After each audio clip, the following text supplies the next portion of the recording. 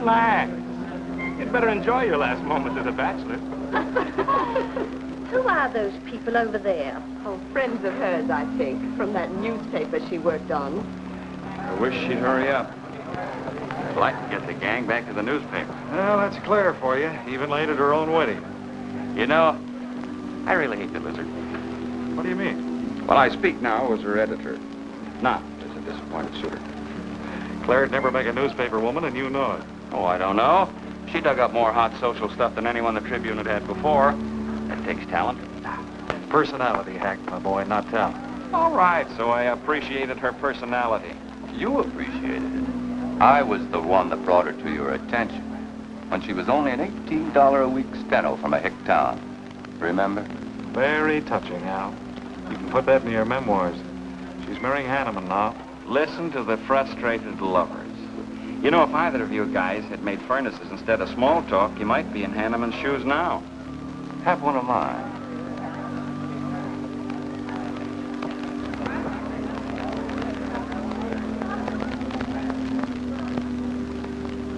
We do have memories, don't we, Les?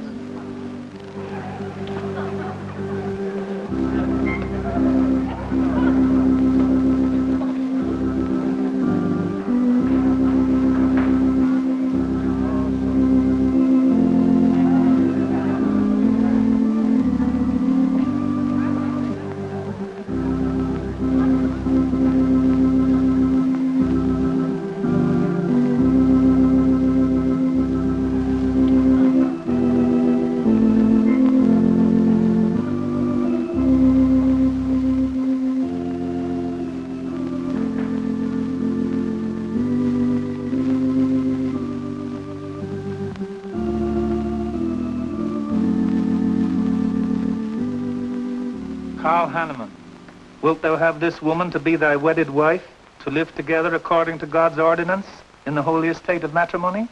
I will. Claire Cummings, wilt thou have this man to be thy wedded husband, to live together according to God's ordinance in the holy estate of matrimony? I will. I now pronounce you man and wife. You may kiss the bride.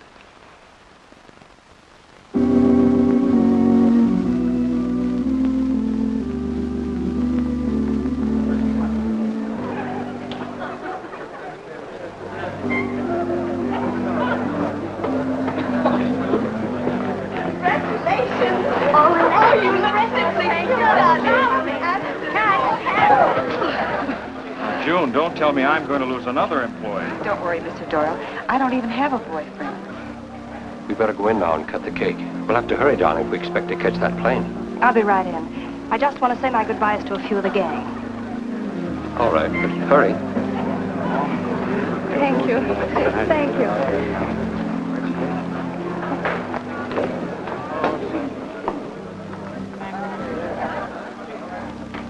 Guess who? Why did you come out here? Because I love you. Because you love me. Claire, you're crazy. Don't you know what those words meant in there? Let no man put asunder. No one can put us asunder less, you and me. Oh, I never could figure you out. Except that, well, you make everything add up to spell Claire, don't you? Now, darling. You're even getting a sadistic kick out of having me at your wedding, me and the others. But there are no others. Only you. I'll think about you on my honeymoon. I'll write you. Miss me less. I know you both will be very happy. I beg your pardon. Thank you. I'm ready with my cameras, Mr. Hanneman. I've been looking for Mrs. Hanneman. You haven't seen her, have you? I believe you'll find her on the terrace.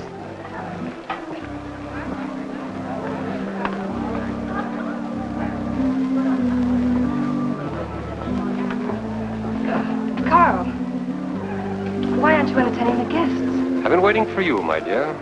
I was detained. On the terrace?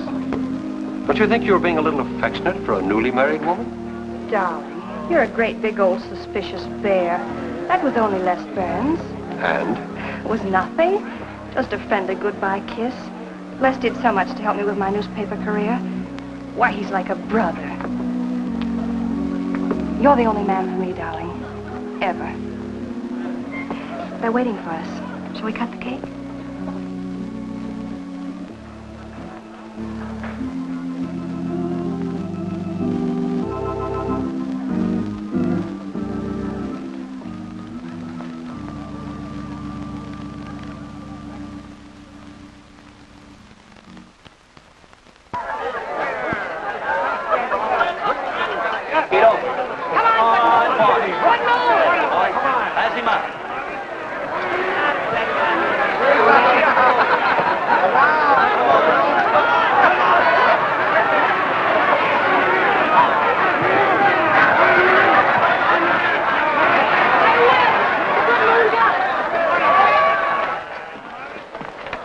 Wow. How much did he pay? $10.80. $10.80 for two. That's not bad. I win $540. Claire, you mean to say you bet $100 on that horse to win? Of course. In these places, you have to spend money to make money. You see now. I'll put $500 in the second race, high heels. Come on. Wait. That's being foolish. You're only out $100 if I do lose. It isn't the money. It's the principle of the thing. Principle? Carl, I don't understand you. With all you have. I've worked hard for what I have. Oh, I don't mean to be a tightwad. A little bet for fun is all right. But I have too much respect for money to throw it away on horses. Of course you're right. It was foolish of me to bet so much. Forgive me. Of course.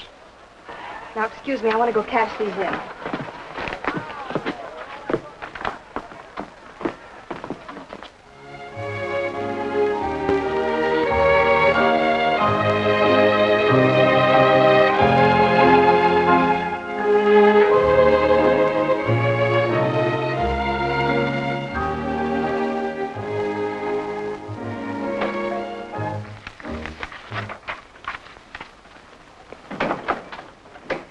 Hello, darling. Miss me? Back so soon, Oh, Carl. I went to the barber shop. Who are you writing to? June Taylor. You remember. Les Burns' secretary. She was at our wedding. Do you want to read some of the awful things I said about you?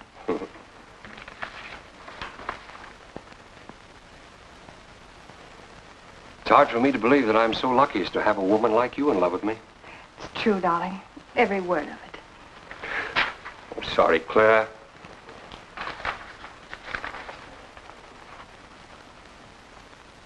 My darling Les. To June, eh? Things are beginning to make sense now. Carl, darling. So that was a goodbye kiss you gave Les Burns. Well, Well, what do you want me to say? nothing. There's nothing you can say, I guess.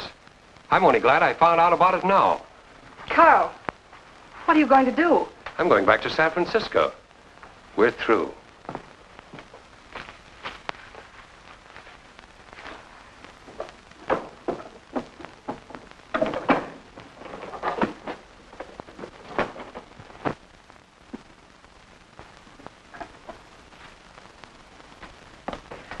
But what am I going to do, Carl? I don't care what you do. But I have no money. Thanks to your great generosity. That was enough for the week's hotel bill. You've got that money from the racetrack. Live on that. You'll not get another cent from me. Oh, no. I wouldn't be too sure of that. I'm your wife, Carl. There are community property laws in this state. It won't be that easy. It'll be very easy when I show this letter to the judge.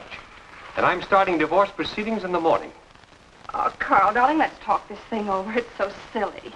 Get out of my way before I forget myself.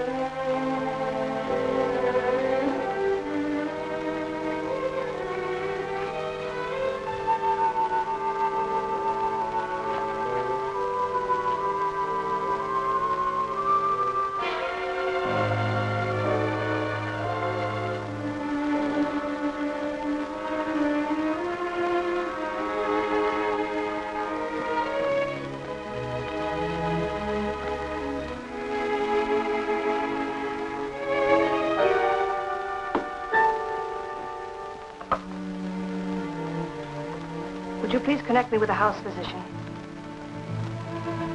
Hello, Dr. Hastings? This is Mrs. Carl Hanneman, Bungalow 9. Could you please leave a prescription for some sleeping tablets for me at the drugstore? I'll be needing them right away. I'm turning in early. No, that won't be necessary. I'm going out for a bite to eat, and I'll pick them up later. Thank you.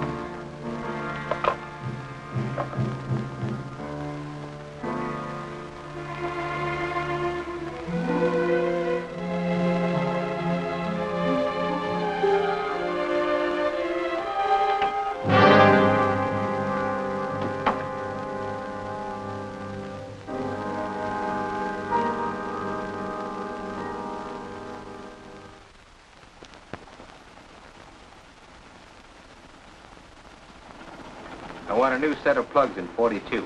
Okay, Blackie.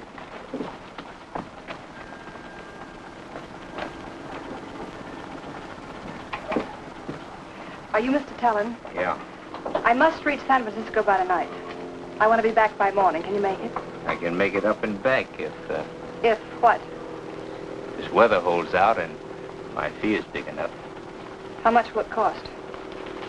$400.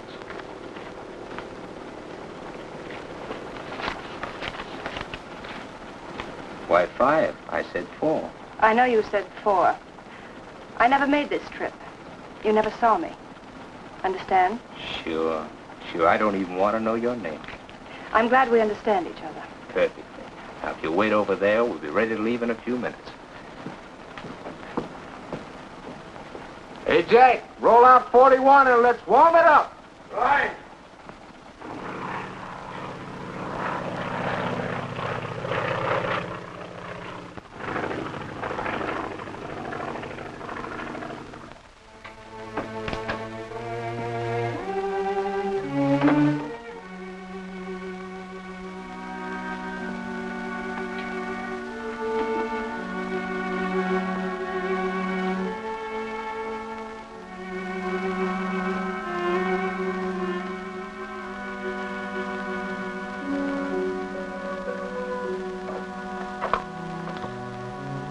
Room service, please.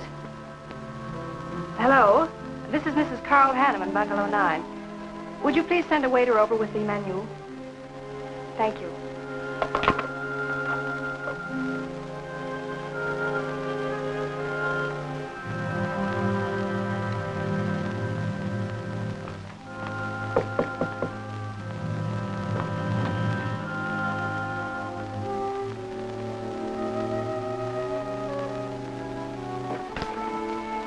Good morning, Mrs. Hanneman. Good morning, Victor. Let me see. I think I'll take some orange juice and toast, coffee. That'll be all.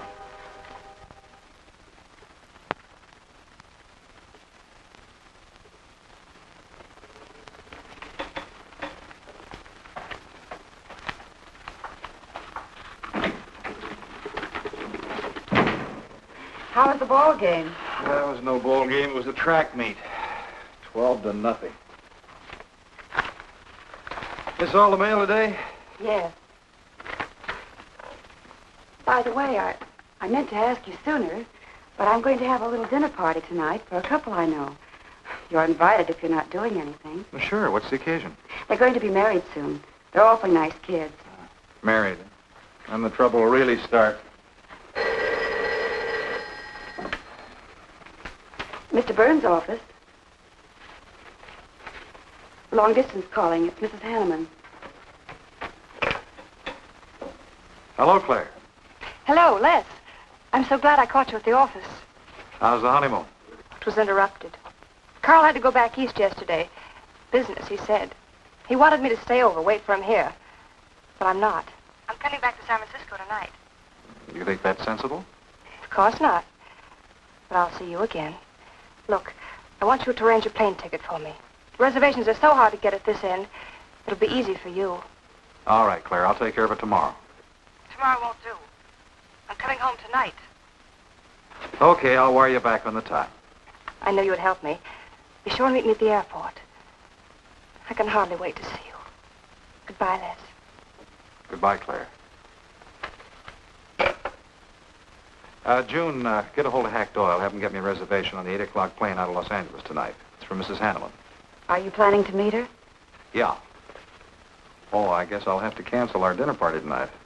It doesn't matter. Apparently, Claire can get anything she wants out of anybody at any time. Can't she?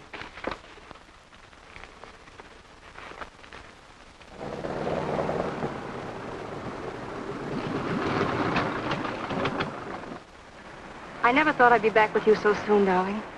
It's wonderful. It's crazy. Then why did you meet me? I don't know. I do. Because you still love me, don't you, Les? I'll get over it. I hope Carl stays in New York for a long, long time. That seems a bit odd. He didn't arrange his business affairs, so they wouldn't interfere with his honeymoon. Yes, I thought so, too. You certain you and Hanneman didn't have some trouble? What kind of trouble could we possibly have had? Quarrel of some kind, perhaps over us. Now, wouldn't that be ridiculous? Giving him some reason to doubt me just so soon after we're married? What do you think you're doing now? You don't feel sorry for Carl, do you? No, I don't. But I should. Look, let's forget all about him. For a few days, anyway. Take me home, I'll change, and you can take me out to supper. Claire, I'd rather not go to the house. But I must freshen up, darling. I really must. You want me to be beautiful, don't you? Just for you? You are beautiful. See? There's nobody home.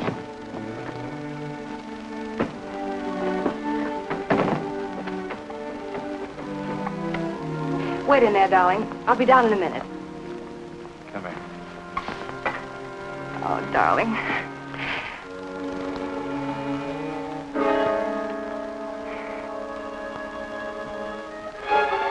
Les, what is it? Stay here.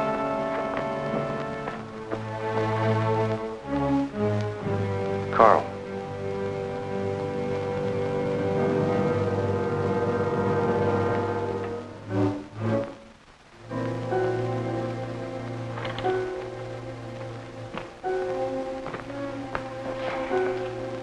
Suicide. But why? Oh, poor Carl. Claire, I thought you said he'd gone to New York. That's what he told me. I don't understand it. Why should he do such a terrible thing? You probably know as much about that as anyone. It's going to be one of the first things the police ask you. You can't stay here, darling. I'll take you over to Hack Doyle's. Where's your telephone?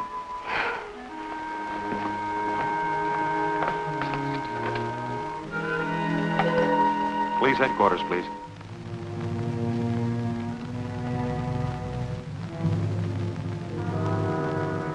I thought of you and Hack right away, Mamie, and brought her over here. I hope you can put her up for tonight. Oh, of course. You can stay as long as you like, Claire. Thank you, Mimi. You're very kind. It's just too incredible. If you'd had any earthly reason. We were so happy. So very happy. And now there's... Oh, Hack, Claire's going to stay with us for a few days. Good. Plenty of room. The police are over there now. Murdoch said he'd stop by here later. Sure it was suicide? Fairly sure. But a man in Hanneman's position, a beautiful wife and all that money? I don't get it. I don't either.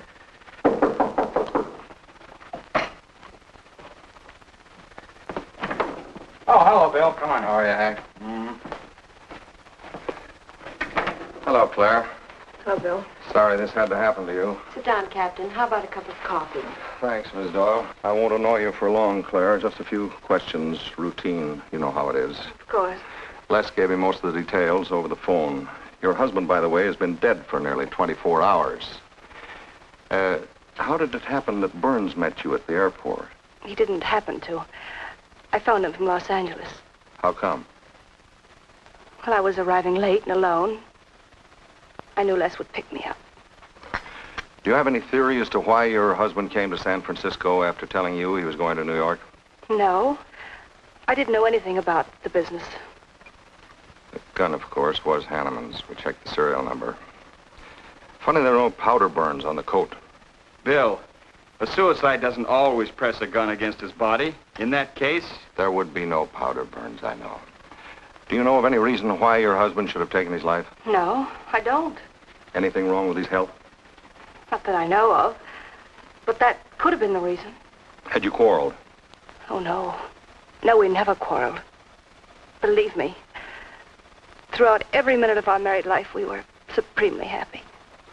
The entire week, huh? Well, that's all for now. I may want to talk with you again later. Where will you be? Right here with us. Thanks. Bill. Yeah? You found fingerprints on the gun, of course. I mean, Hanneman's prints. Uh-uh. Clean as a whistle.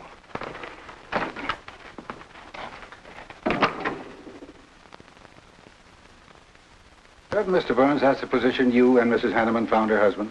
That's right.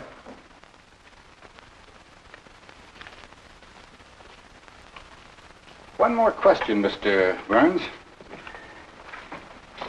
Your testimony at the coroner's inquest said you touched nothing. That's true. Then how did you know the man was dead without feeling his pulse or heart? Mr. Chalmers, I've been around enough to know a dead man when I see one, especially after 20-some-odd hours. You assumed that Mr. Hanneman committed suicide. Why? Well, everything points to suicide. Not in my assumption, Mr. Burns. Mrs. Hanneman, you say you saw your husband alive on Monday afternoon, and then the following night, which was Tuesday, you saw him again. Yes, but he was dead. I've told you everything. You don't need a weather vane to see which way this wind is blowing. Was it customary for the servants to take a vacation whenever Mr. Hanneman left on a trip and leave the house empty? Well, I don't really know. I didn't give orders to the servants. Carl, Mr. Hanneman ran the house. I hadn't moved in yet. I see that you also assumed that this was a suicide. Naturally, it couldn't have been anything else. That's what Mr. Burns said. According to the police scientific detection laboratory, the pistol found near the body was the one used in the death of your husband. But they found no powder burns on the clothes of Mr. Hanneman, nor fingerprints of any description on the gun. Furthermore, it was brought out that Mr. Hanneman couldn't have fired the gun because in making certain tests of his hand for traces of powder marks, none was found. Just what are you driving at? Simply this. Carl Hanneman was murdered. But unfortunately, I haven't enough evidence to hold either of you. You were out of town, and your alibi was proven. You're free to go. But let me give you a tip. I'm not buying any suicide theory, so the case will remain open. See you later, Ed. So long, Hack.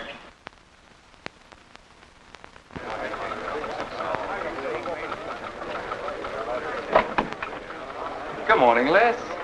Just the guy I want to see. Yeah, about what? Oh, I've been assigned to do the follow-up on the Hanneman case. Oh, how'd you draw that? Oh, I asked for it. It'd be a dull job because there isn't going to be any follow-up. Just an ordinary suicide. Are you kidding? I never smelled an odor of fish so strong in my life. No fingerprints on the gun, and you call it suicide. So what? What makes you so sure? Can you give me a good reason for Hanneman killing himself? No, I can't. Perhaps he thought he had a good reason. And perhaps he didn't. So meanwhile, if I can dig up a plausible motive... Who asked you to dig up a motive, plausible or otherwise? I said, if I can dig up a motive, I'm willing to accept suicide. But if I can't, then it'll have to be murder. Still carrying the torch for Claire, Al? Not anymore. But somebody sure fixed it in a hurry for you to get Claire again. That's a nasty crack. So meanwhile, chum, walk a straight line. Or you'll have people thinking you took a shot at Hanneman. You got a lot of work to do, Al. You're so right, boss.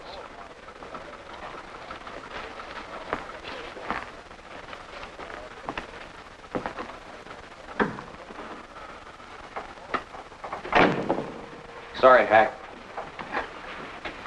How's Claire taking it this morning? I don't know. She's still asleep when I left. Les, I'm worried about this deal. Police aren't buying any suicide theory. Is that why you put Herrick on the story? Maybe. He might dig up a suicide motive. What's your slant? Well, Hanneman killed himself. Nice try, Hack. You're about as subtle as a punch in the nose. You think Hanneman was murdered, don't you? Maybe I'm protecting someone. It's possible. But I'd like to protect someone if it isn't suicide. Like who? Like you. Who had a better reason? Hanneman's death meant that you'd get Claire back and the $1 million odd. That makes sense to a lot of imaginative characters around this town. I don't believe it for 1 second.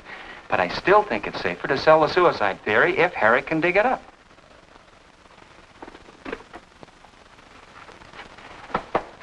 Thanks, Hack. But I didn't do it. Yeah. Send him in. With Claire on the job? Hello, Batson. What's on your mind? The DA would like to see you gents in the morning. Says it's important. About 10 o'clock. What's he want us for? Don't you know? Mrs. Hanneman's already got her invitation. See you tomorrow.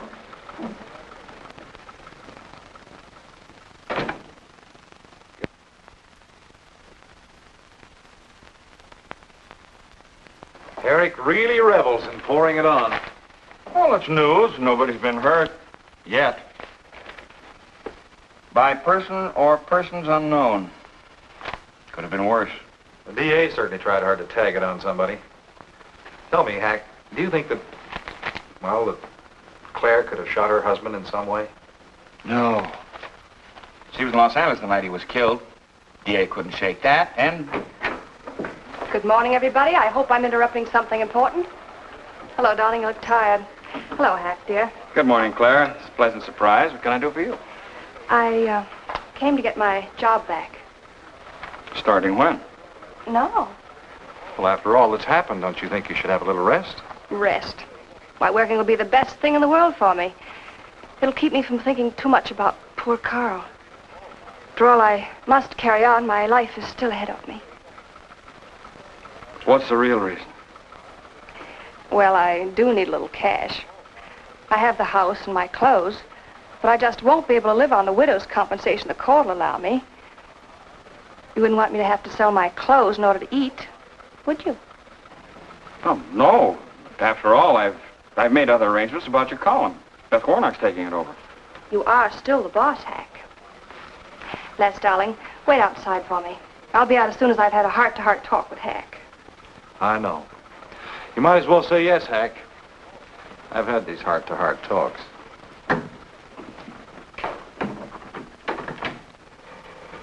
You will let me stay, won't you, Hack?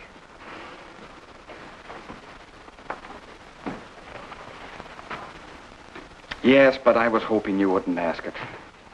You are a darling. Listen, Claire, you stick to the job and no playing around. There's enough trouble here now without you adding to it. I don't know why you talk like that. I'm serious about it, Hack. I'll work hard. For your sake, I hope you do. You are a dear. See you later.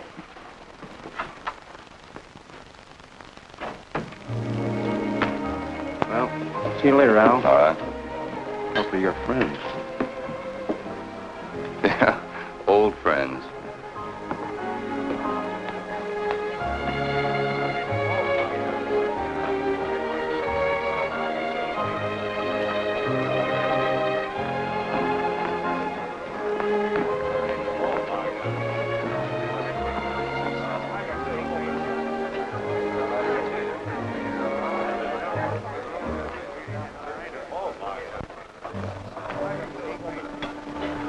Two martinis, please. Chicken salad? Fine. Chicken salad for two. And coffee. Les, do you know a good lawyer? Yeah, why? Well, I need one to handle Carl's estate. What's the matter with Hanneman's regular lawyer? Ah, he's an old fuddy-duddy. I want someone whom I can trust to take care of my interests. Well, you might try Lawrence Carson. He specializes in probate work. Carson? Good. I'll call him tomorrow.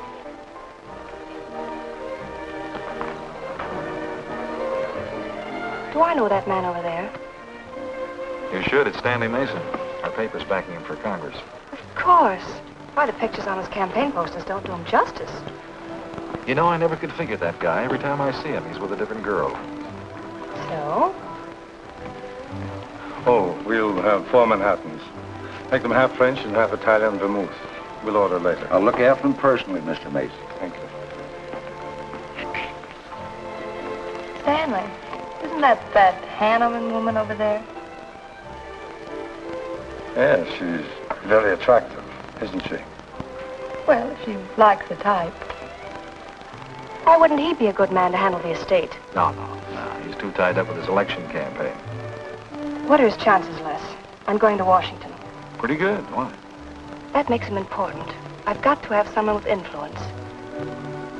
He looks like the kind of a man who could get things done quickly. Capable enough, I suppose. Probably make a good representative. Personally, I just don't go for him. I want you to introduce me to him. You can do better. Oh, darling, don't be stubborn. I want to meet him. When you want something, you want it right now, don't you? You know what I really want, Les. I know. A fine old name like Hanneman, carload of dollars, social position, the tops. You're forgetting the most important thing. You see, that's just the frame. You're the picture in that frame. What's that about a frame? Sergeant Benson, won't you join us? No, but Burns here can join me. Been looking all over for you. The captain wants to have a little chat. Now. What is this, a pinch? No, just an interview. It won't take long. It's too bad you couldn't have found me at 10 o'clock this morning. I was in a dentist's chair. I'm sorry, Claire. It's all right, darling. I'll wait for you here.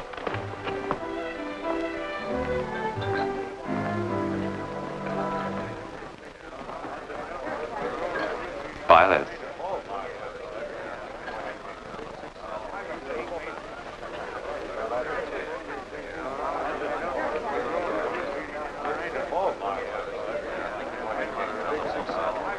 Hello, Al. Don't tell me they finally grabbed Les for murder. Wouldn't you like to hear me say yes? Yes. Well, don't stop the presses. Yet. You're the most composed dame I ever saw. I don't believe you give a hoot whether this case ever gets solved. Oh, but of course I do. Really.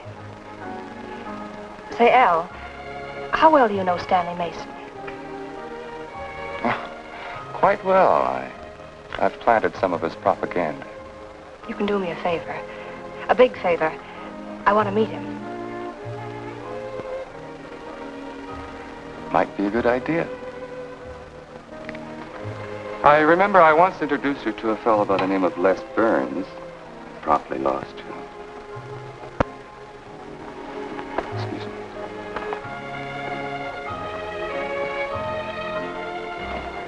Stan, how are you? Well, hello, Al. Say, I have a young lady over here who'd like to meet you. Just take a minute. Well, all right. Excuse me? Excuse me. Claire, this is Stanley Mason. Mrs. Hanneman. I'm so glad to meet you, Mr. Mason. How do you do, Mrs. Hanneman? Won't you sit down?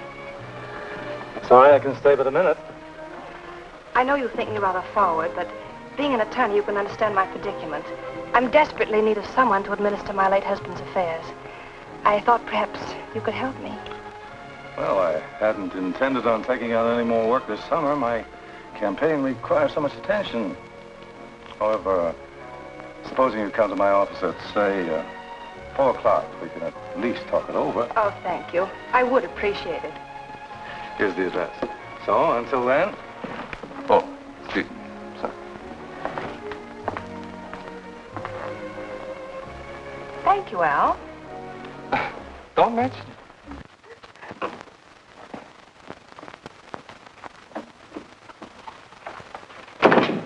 I found him, Cap.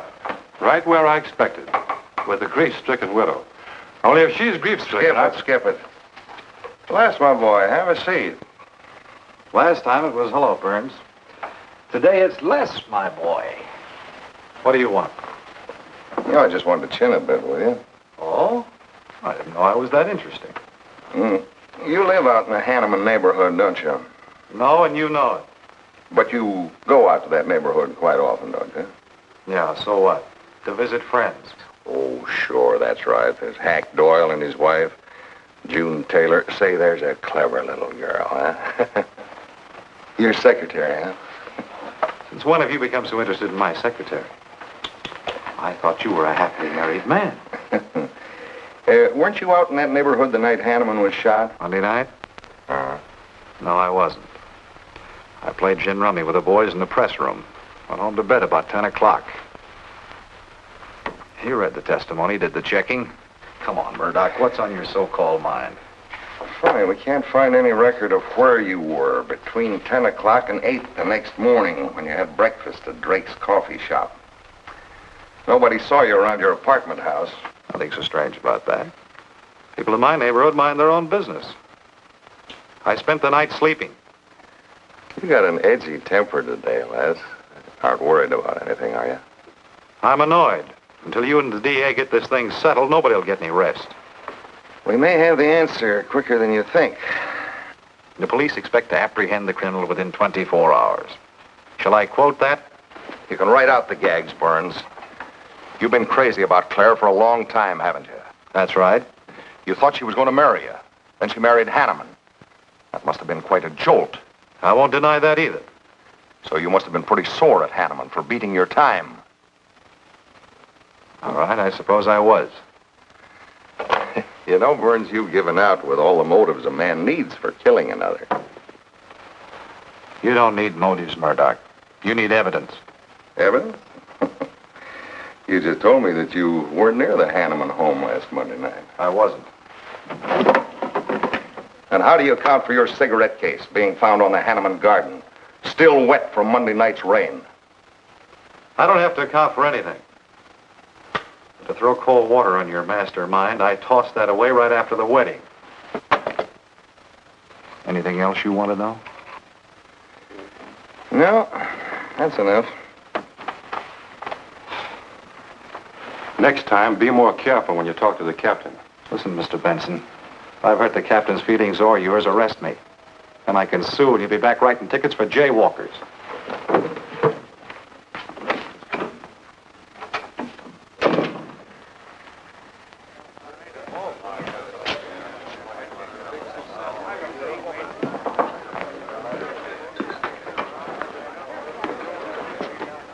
You rent that stool by the month?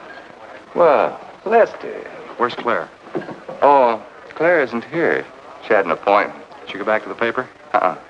No, about this time, she should be walking into the inner sanctum of that courageous and fearless champion of the people's rights. That distinguished candidate for the Congress of these United States. Mr. Stanley Mason. You sound like you're on Stanley's payroll. I introduced them. You seem to have a talent for that sort of thing. Thank you. I believe that's all the information I need, Mrs. Hanneman. I can't possibly find words to express my gratitude in your consenting to help me. Oh, believe me, it's a pleasure. A little pressure in the right places should settle the matter quickly for you. Thank you again, and good luck in the elections. Oh, thank you. I suppose you'll be leaving for Washington immediately if you do win. Yes, if I win. You will. I know you will. Well, I really must be going. Oh, can't I drop you off somewhere? I'm sorry. Not this evening. Mr. Burns is taking me home. He's the gentleman you saw me with today. I'll call you tomorrow. Perhaps we can have dinner and talk some more about your problems. Splendid. Goodbye.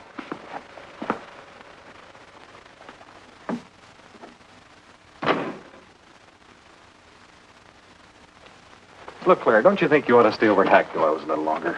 Might be unpleasant. Oh, don't be ridiculous. Come on. Oh, Robert. Good evening. Good evening, Mrs. Hanneman. We weren't expecting you home. We've made no arrangements for dinner. I've had dinner. Please take my bags to my room, and you and Christine take the evening off. I shan't be needing you. Thank you. Oh, Mrs. Hanneman, I just wish to say on behalf of Christine and myself that we're pleased that you're home, and we'll do everything we can to make you happy. Why, thank you, Roberts.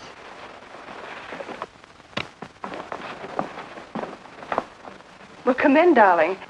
You aren't afraid of Carl's ghost, are you?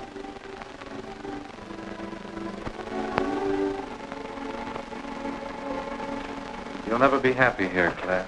Nonsense. I've done a little refurnishing. Well, that ought to help a little. Les, what did Murdoch want with you? You had an idea I might have paid a visit here Monday night. You didn't, did you? Of course not. It also seems I had a motive to kill Carl. But of course you did. If you were that kind of a person. Murdoch's only fishing. Well, he knows I've been in love with you for a long time. I told him. You told him? Why not? It's true. You want them to keep working on you, so they'll stay away from me. That's it, isn't it? Yeah, that's it. I said I'd stand by. And you have. And I love you the more for it. You know I do love you, don't you, darling? I think you do, Claire. In a peculiar, mixed-up sort of way. I never should have married Carl. I didn't really love him, but he offered so much. Things I never had. But that's all over now. No, it's not all. And it won't be until they find his murder. They will. And there'll be nothing to keep us apart again. Ever. Claire, if I could only sell myself on that. You've got to, Les. You've got to.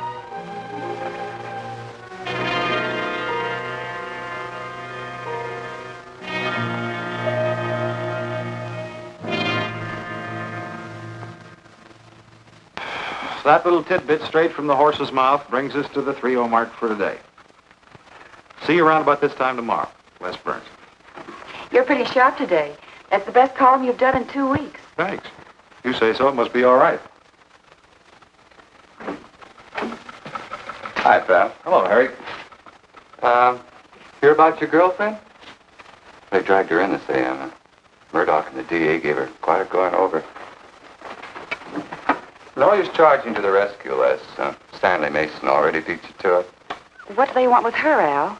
Well, it seems they had a hunch Claire made a fast round trip into town the night her hubby joined his ancestors. Seems they thought her alibi about being in L.A. the whole time was the bunk. Oh, that's ridiculous. Oh, is it? Well, you'd know more about it than anyone. Jones, put that through, please.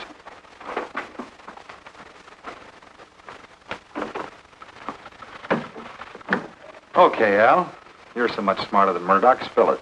Oh, I'm not saying I'm smarter. But I do know Claire better than he does. And I know you. Meaning what? Claire never lost any interest in you. Before, during, or after her marriage. And that doesn't prove it happened.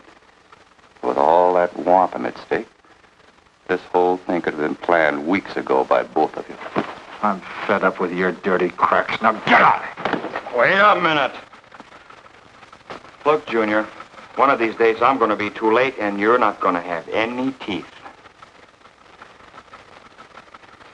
Mm-hmm. You're so right, boss.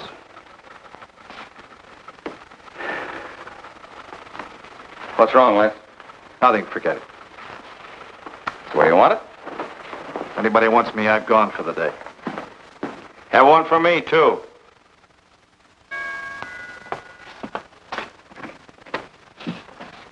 Where's Miss Hanneman? I gotta see her. Is she in? Why, yes, but she's going out. This is important. What's the trouble, Les? Oh, I've been trying to find you all afternoon. You didn't get back to the paper. Where were you?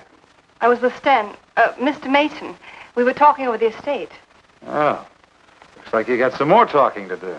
It's really only business, Les. Come in, but I can only see you for a moment.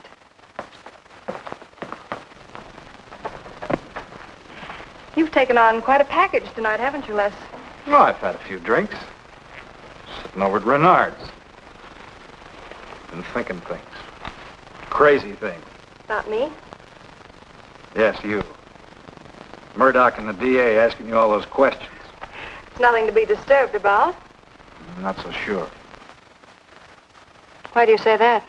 Were you in this room Monday night? What? Why, you know I wasn't. I don't know anything. But I wouldn't lie to you. Have I ever, Les? Claire, there's only 2 people could have profited by Hanneman's death. I'm one of them. You're the other. Why, how dare you come in here accusing me? You only married Hanneman for this. You've admitted it a dozen times. But I didn't kill him. How can you even think it? I didn't kill him. I didn't say you did. But if you know anything, you've got to tell me. Were you in this room Monday night? No. You might have come in, seen someone. I've got to know. Stop shaking me. Then tell me the truth. Let go of me. I thought you were going to stand by me. Why, you're drunk. I'm only trying to help you and me. Ha. Help me. You're accusing me of murder. How do I know you didn't kill him? You were in town. Claire. I've as much right to accuse as you have. But I'm not accusing you. Get out of this house. I once said I couldn't figure you out. I can now. You're not a normal woman. You're not warm. You're cold, like ice. Yeah, like ice.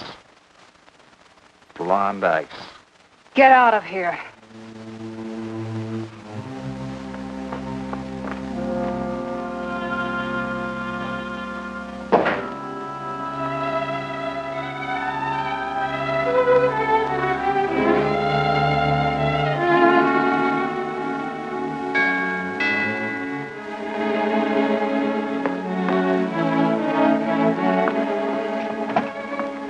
Oh, Hello, Mrs. Hanneman. I don't believe I know you. Sure. Sure you do. Let me come in. We can talk better inside. In there. Now, what do you want? Well, I saw your picture in the paper, and I found out who you were. I figured we could make a deal. Deal? I was going to call on you last night, but you had company, and I had to see you alone. What kind of a deal? Seems that plane ride last Monday night returned big dividends. I paid you to forget me.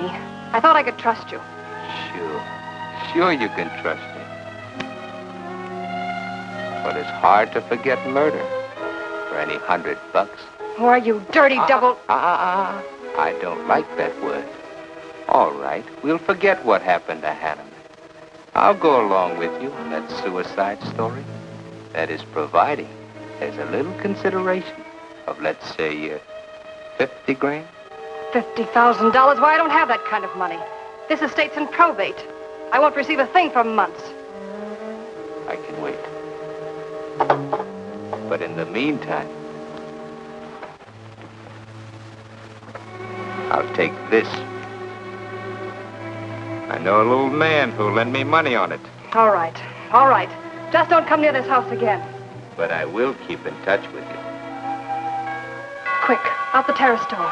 And don't forget, Mrs. Hanneman, I'm not kidding about that 50G.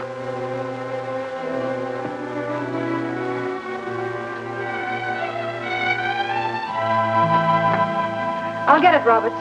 Yes, ma'am. Stanley, darling. Thank you. Well, he isn't at Bernard's either. Oh, I hope nothing's happened to him. He'll turn up when he runs down or runs out to go for drinks. Say, you write his column all by yourself? Somebody had to do it. I hope it's fit to print. It's good. Nice of you to cover for him, too. Do you really think he's all right? Sure. I'll find him later. Don't worry about Les. He's probably getting more poison out of his system than he is into it. I hope.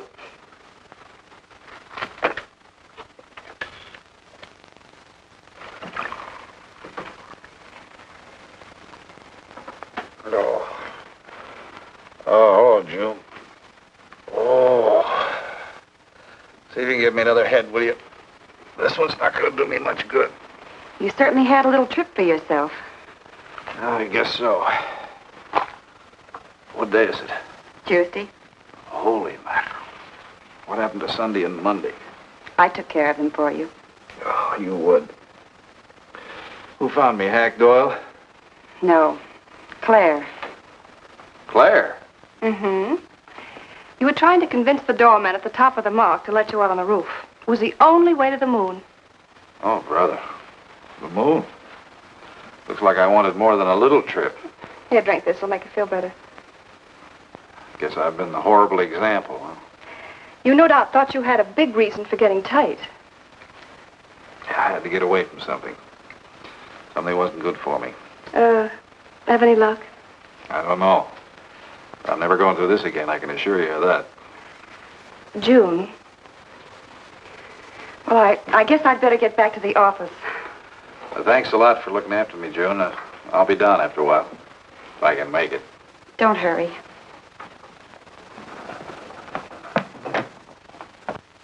Les, I wonder which hangover you'll recover from first.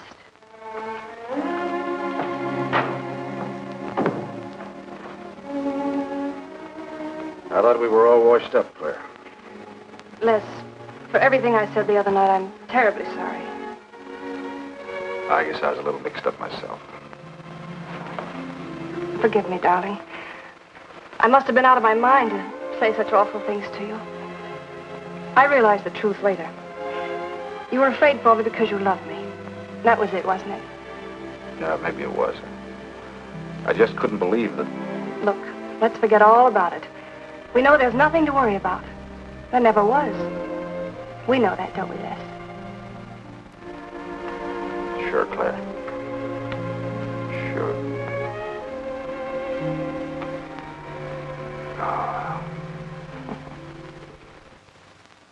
Here's to our new congressman. May your career be long and successful. Thank you, darling. Jeff, but aren't you both a bit early? I only wish I could be as sure of my future in psychiatry as you can be of your future in Washington.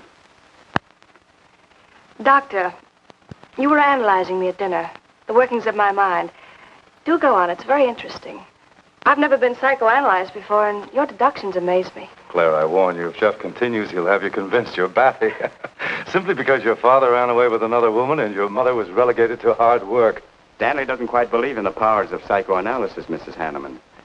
But if either of you could spend a day in my office listening to some of my patients, you'd see the logic of my deductions. Or any psychiatrist's, for that matter. Oh, don't mind Stanley's cynicisms, Doctor. Yes, Robert? Telephone for Mr. Mason. Excuse me. Certainly. I was telling you at dinner that I believed that money, clothes, adulation, etc. was a necessity with you. That some people are impelled towards an objective without even consciously knowing why. Is there something criminal in my being ambitious? Why, no. Criminal? Of course not. Unless your ambitions take a perverse form. Then you'll stop at nothing, right or wrong, to get what you want. They say the female of the species is deadlier than the male. Go on, Doctor. Sorry to interrupt, darling. It was my campaign manager. He arranged a last-minute radio interview for tonight. I'll have to leave. You can drop me off downtown, Stanley. I'll get my coat. All right. You forgive me, darling? Of course, honey. I'm so proud of you. Oh, I almost forgot the good news. I had lunch with the DA this noon. It looks like Hanneman's murder is going to be filed away under crimes unsolved. It's their opinion that it must have been done by a burglar. Oh, I'm so glad, really. Now I'll be able to go with you to Washington with a clear conscience. Say, you haven't told any of your friends about our plans, have you? Oh, no, of course not. Good. We'll surprise them tomorrow night. Yes, we certainly will. Ready? Yes, thank you.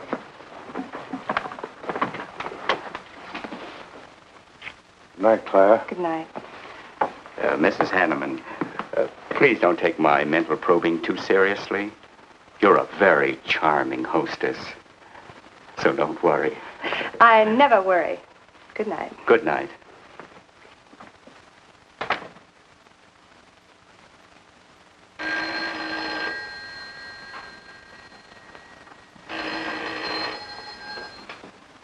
Hello? Yes, this is Mrs. Hanneman. That's all right, Roberts. I'll take it. Hello? Who? How dare you call me here? I had you. I'm in a jam. I need some dough, and you've got to help me. The estate isn't settled yet. I told you I don't have any money. Don't give me that. You're a smart girl, and if you haven't got it, you know where you can find it. I need at least a couple of grand now and tonight, or else I go to the cops. I got nothing to lose. I have about $700 cash in my jewelry. All right, bring it along. Meet me at the end of the Old Valley Road. Be there in 20 minutes.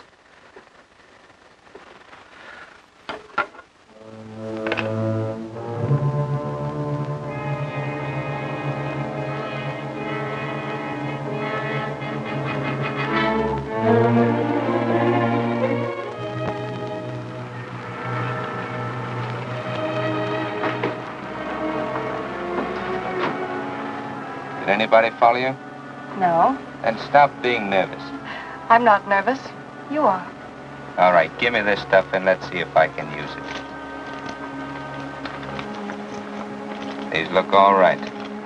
I got into the bookies for a couple of grand. They're bad little men. And I've been stalling. Tonight they told me, pay off or else. They wouldn't kill you for $2,000. They'd kill for a lot less. That's why I had to put the bite on you. Thanks, Mrs. Hanneman. I wouldn't double-cross anybody. Not unless I had to. I wouldn't double-cross anybody either, Blackie. Unless I had to.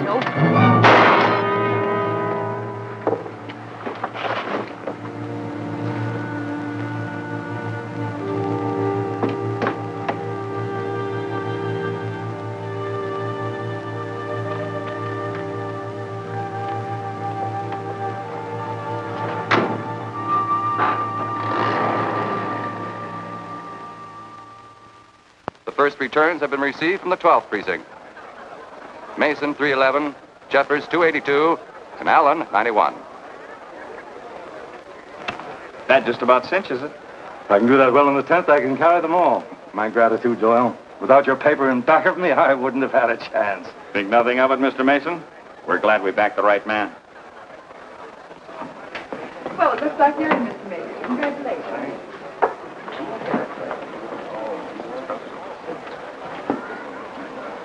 Seen Les and Claire yet tonight? No, I guess she's waiting to make her grand entrance. It's about 100 times you've asked for them, huh? What gives? Nothing?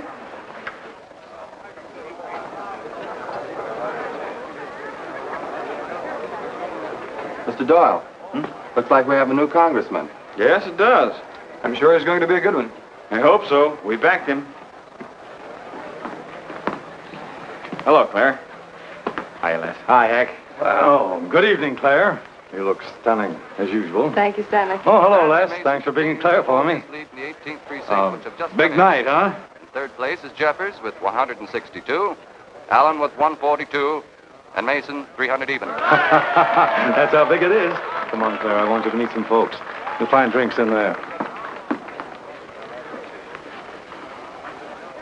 Look, Les, there's something on my mind. I want to tell you about it. You better have a drink first. Sure.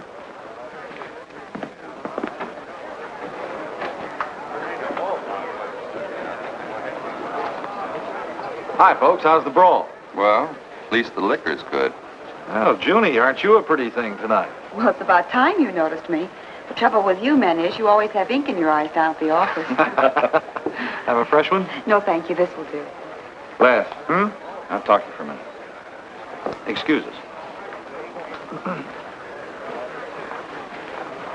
What gives? Did you come with Claire tonight? No, I came with my Aunt Martha from Penobscot. No, I'm serious. You saw her come in with me. You better get her out of your system, but right now.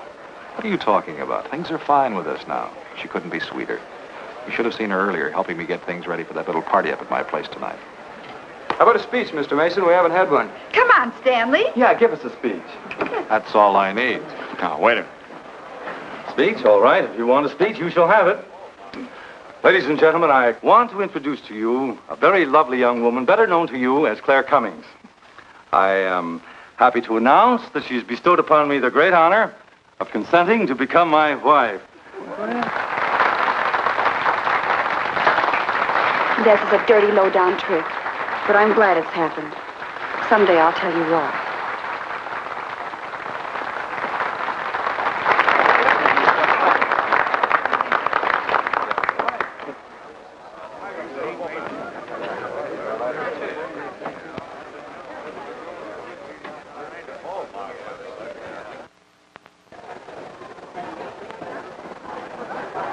All the rest of the world, my dear. That was quite a speech you made, Stanley. Surprised, Jeffrey?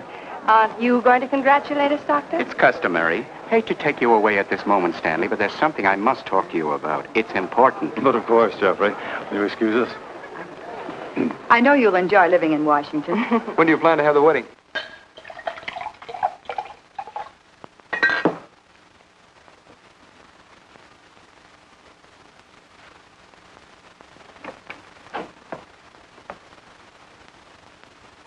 Don't look at me like that, darling. And what are you doing here? I wanted to see you alone. Sure, not a husband in sight. Dead or alive.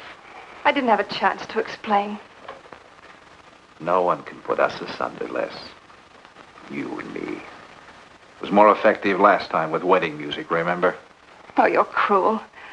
I didn't mean to hurt you, and you are hurt, aren't you? That's how much you bother me now. Not a quiver. What about your heart? Claire Cummings, Hanneman, Mason. If this keeps up, you won't be able to get your initials on your silverware. I can't help it, Les. I do love you, but you could never give me the things I must have. Money, importance. With me, they're a necessity. Oh, stop it, Claire. You're like a poison. Take a little bit and you're finished. But too much becomes an antidote. All right, darling. But if we've really come to the end,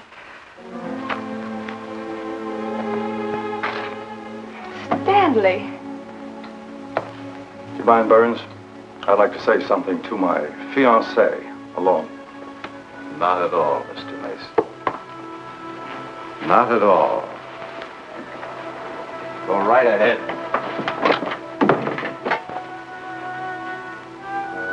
The congratulations are hardly over before I find you in the arms of your old sweetheart. That was a stupid remark. I had to say something to him, didn't I? So you didn't tell him earlier. You said you were going to? Well, I couldn't find the words. Is that why you're angry? Oh, darling, let's not quarrel. We can do that after we're married. There isn't going to be any marriage. What are you saying? I'm afraid we've made a mistake. You can't mean that. What'll my friends think? I couldn't stand the humiliation.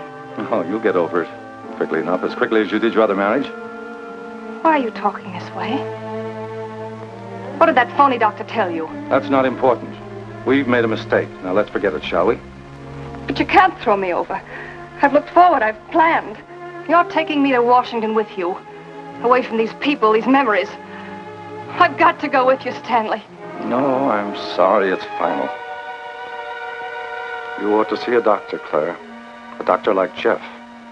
I looked for you at the party after he talked to me. I merely wanted to ask you something. Doyle told me where I'd find you, but I didn't believe him either. But finding you here proves many things. You're not well, Claire. All right. I didn't mean to crack up. At least we could have a farewell drink together.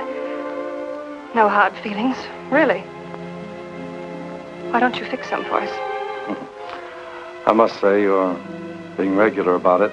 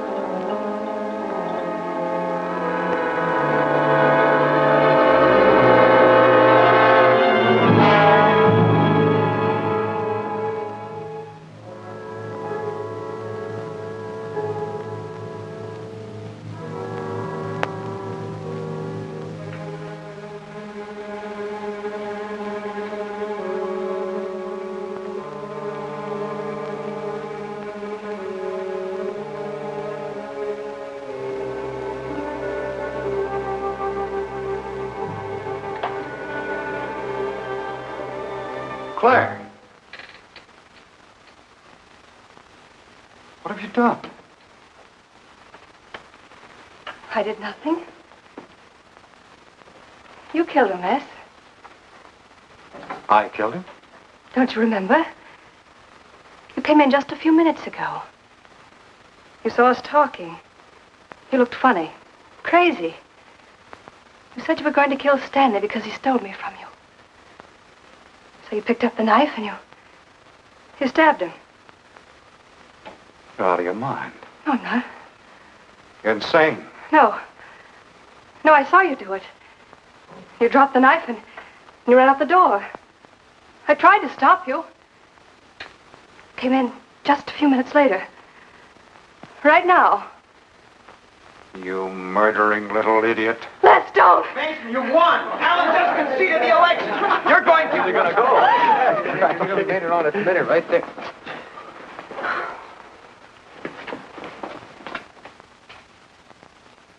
So you see, Doctor, the evidence is really stacked against Les Burns.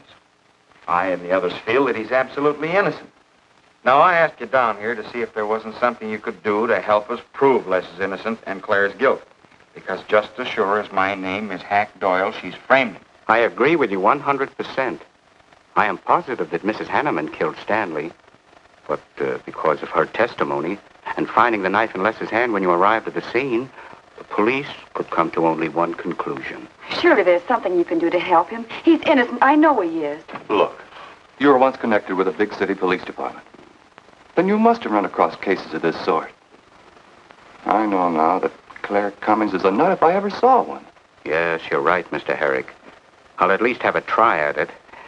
I'm just as interested in finding Stanley's murderer as you are in proving Mr. Burns' innocence. Now, I have a plan that might break her down.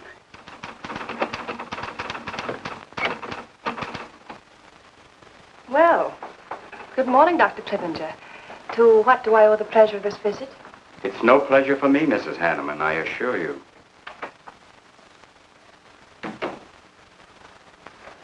I just came to ask one question. Why did you kill Stanley Mason? What? How ridiculous you are, Doctor. Am I? You see, I had a talk with Stanley last night concerning your betrothal and advised him against it. It's safe to assume that when he came to tell you there wouldn't be any marriage, you killed him in a fit of anger and then concocted a story to implicate Mr. Burns. It's the most absurd accusation I ever heard. You seem to forget that Les Burns' fingerprints were found on the knife and that he was seen standing with it in his hand. The police have all the facts, Doctor. Not all of them. All they need to convict Les Burns. Do you mind if I finish my column? No. Why, no.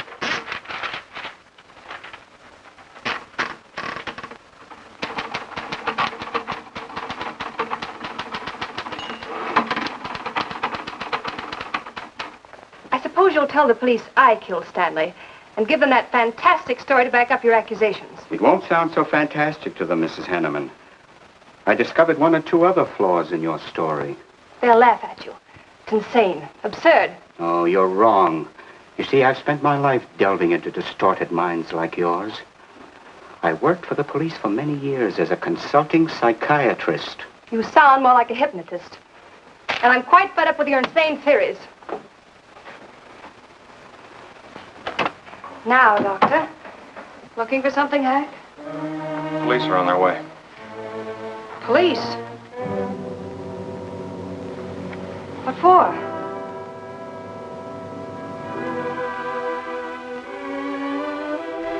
Oh. I see the three of you dreamed this one up. Well, as long as you're going to have me arrested, you might as well read my last column. Go ahead, read it, Hack. Read it out loud. I killed Stanley Mason. I killed Carl Hanneman. I killed Blackie Talon. You didn't know about Blackie, did you? You hid that story on page 5.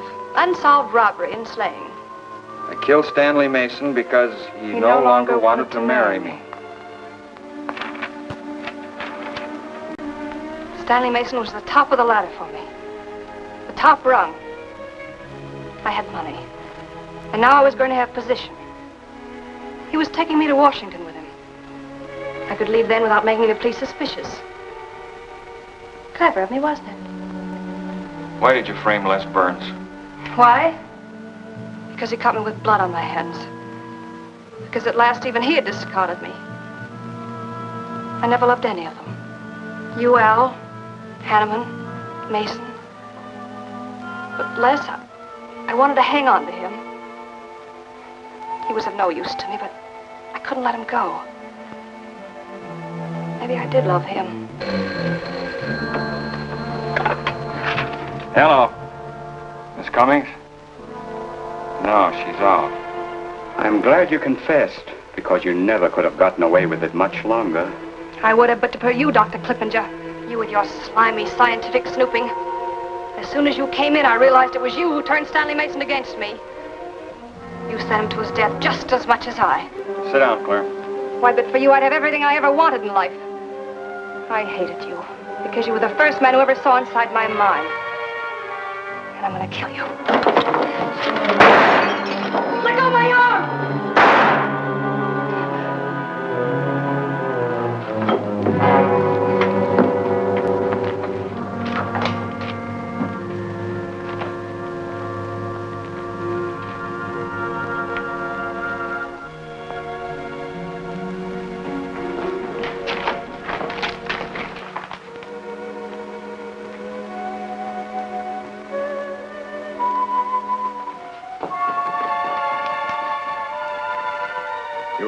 late, Murdoch.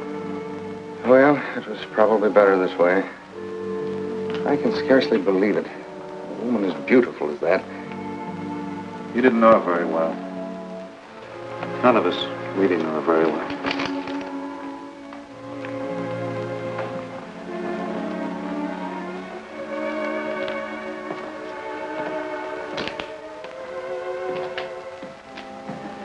She wasn't even a good newspaper woman.